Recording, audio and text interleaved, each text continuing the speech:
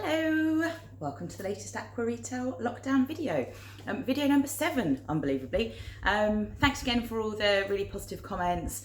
So many lovely emails coming through. I only wish I had jobs for everybody right now, but I'm sure it's not going to be long with the shops due to open again on the 15th of June.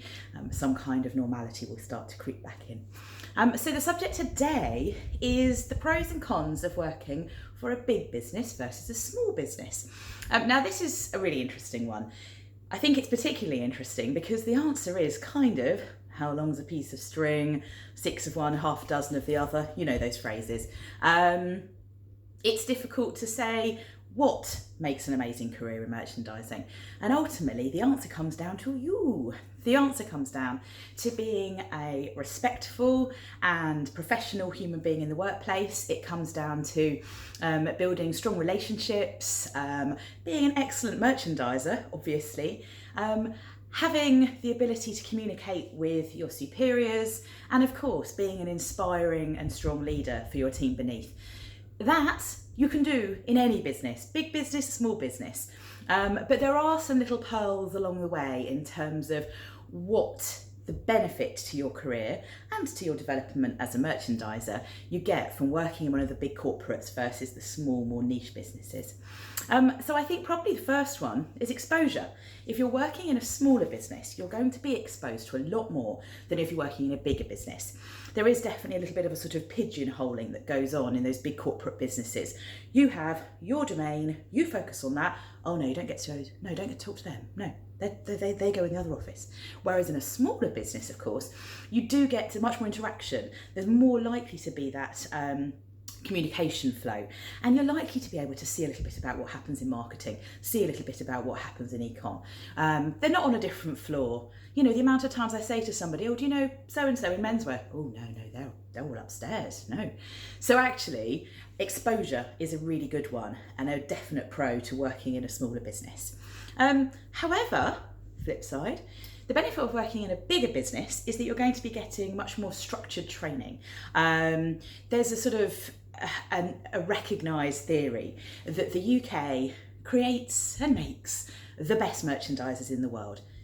Give yourselves a round of applause, UK merchandisers.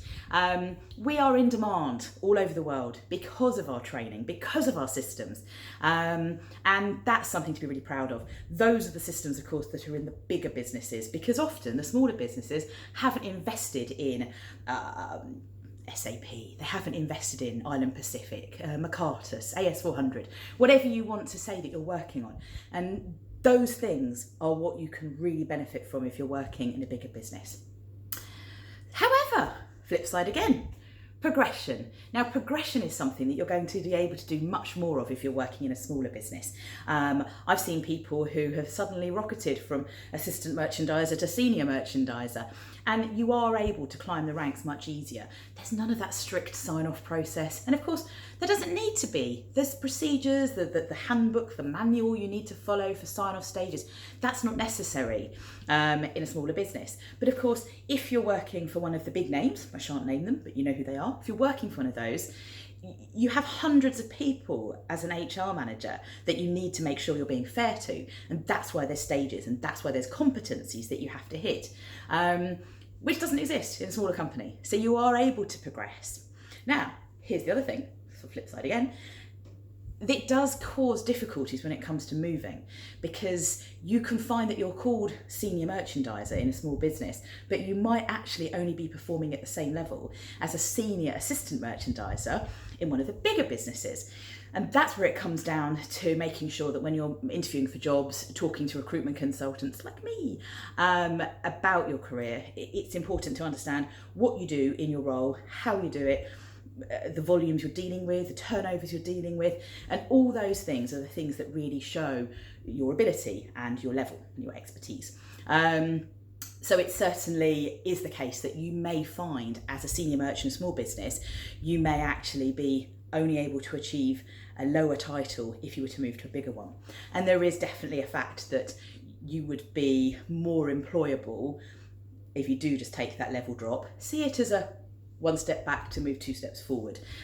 View your career as a sort of little launch pad, I would say. but there's the benefits in both directions, certainly. I think the main thing I'd say, regardless of level, regardless of the best practice you may have been exposed to, and all the different skills you get in different companies, move around, try different things. You're never going to be a sort of all singing, all dancing merchandising director if you've only worked in one way in one kind of business. So do get different experiences. Ultimately though, the answer is be comfortable in the kind of company you're in. You know what suits you, you know the environment and the culture that suits you. Make sure that's the sort of place that you're really aiming for in your search, and ultimately mix it up. And I think that's the answer. As I said at the start, how long's a piece of string? Pros and cons to both, but variety, hey, it's the spice of life. Hope that's of use, and look forward to seeing you for video number 8 next week. Take care.